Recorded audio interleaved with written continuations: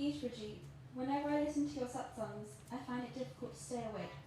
Sometimes it is easy to listen, and I am very keen to listen, but you calm me down so much that I fall asleep. Why do you do this?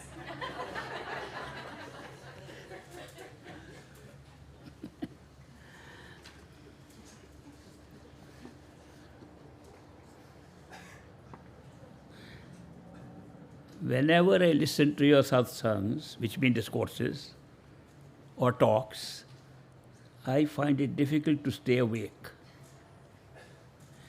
You are not alone.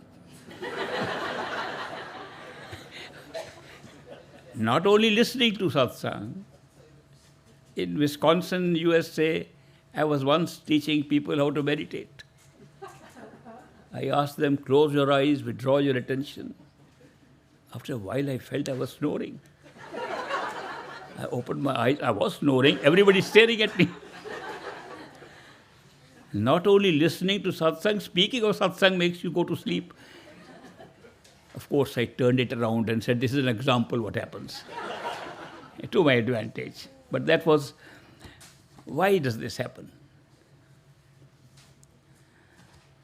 Sometimes it is easy to listen, and I'm very keen to listen, but you calm me down so much that I fall asleep. Why do you do this? I don't do anything. It's your experience.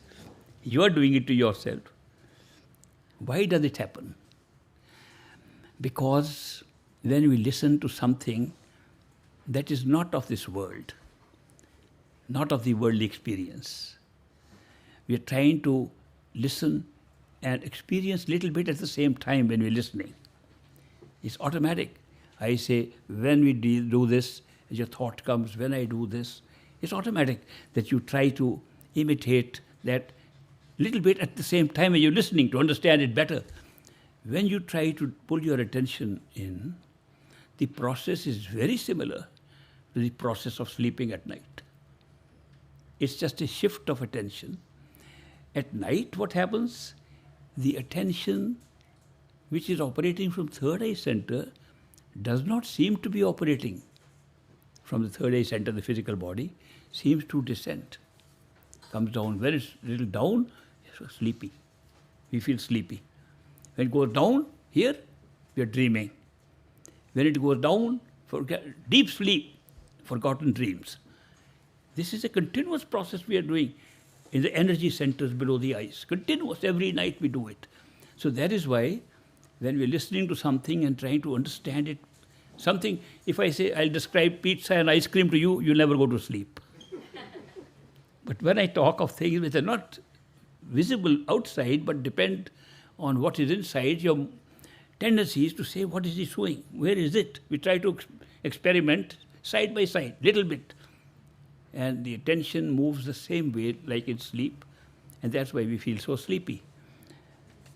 That is why I tell jokes sometimes in the middle of my talk. It wakes up people immediately. Also, the subject is deep. I remember a great scientist who was giving a talk on space technology of the future. How we can go to different levels of space and what will happen to the awareness of space if we are at very high altitudes above 65,000 feet. There's a cutoff point at 65,000 feet for some reason, and the technicians know about it. He was trying to explain that. The different packets of space exist. Half the audience want to sleep. They couldn't understand. They tried to and fallen asleep. Suddenly he stopped. And he said, do you know why these fire engines are red? Everybody woke up. Fire engines are outside. They are painted red. And he's simple asking, do you know why the fire engines are red? And people were saying, why has he put this question in the midst of his talk about space? He said, the child asked me this question. A small child asked me, why are fire engines red?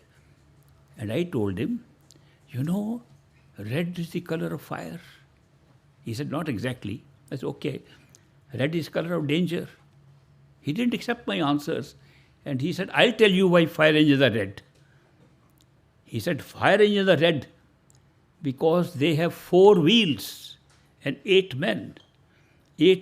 4 and 8 makes 12. 12 inches is a foot. A foot is a ruler. Queen Elizabeth is also a ruler. Queen Elizabeth was also the name of the largest ship that sailed the 7 seas. Seas have fins. Fish have fins. The Finns fought against the Russians. Fire engines are always Russian, therefore they are red. Everybody woke up and he continued his speech. I'm only telling you, otherwise they were sleeping. So sometimes, I don't do it for merely waking up people. Very few people sleep, and I'm surprised at that. But I tell a few jokes. Everybody enjoys jokes. Did you like the joke which I told, Jonathan's joke? That's very much appreciated. Can I tell now again? Okay. Once upon a time, that's how we start a story.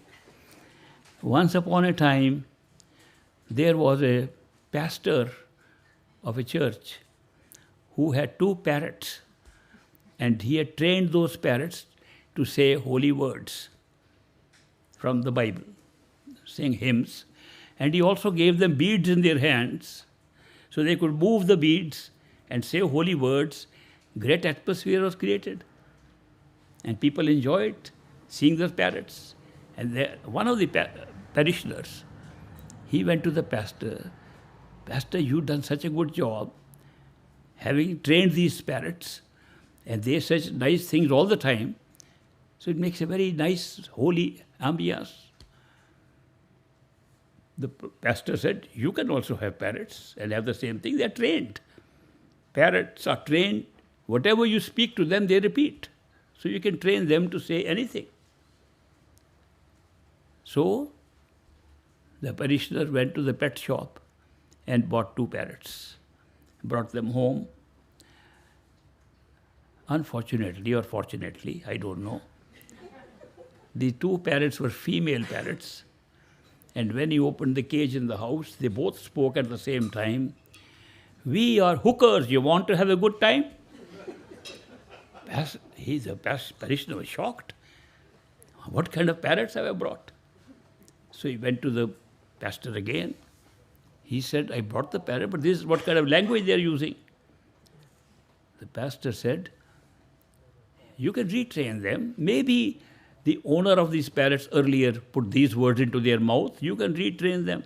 In fact, he said, you can take my 2 parrots. And when they will see, your parrots will see my parrots holding beads in their hands and speaking holy words, they will also learn. So the parishioner borrowed the 2 parrots and brought them home. And he opened the cage, and the 2 parrots with their beads began to say holy words. When the female parrots were brought before them, the female parrot said, we are hookers, you want to have a good time? On that, one of the pastor's parrot looked at the other one, and he said, throw away your beads, our prayers have been answered. Old joke, you know. Now we can go to serious stuff, right? Everybody is awake, I can see.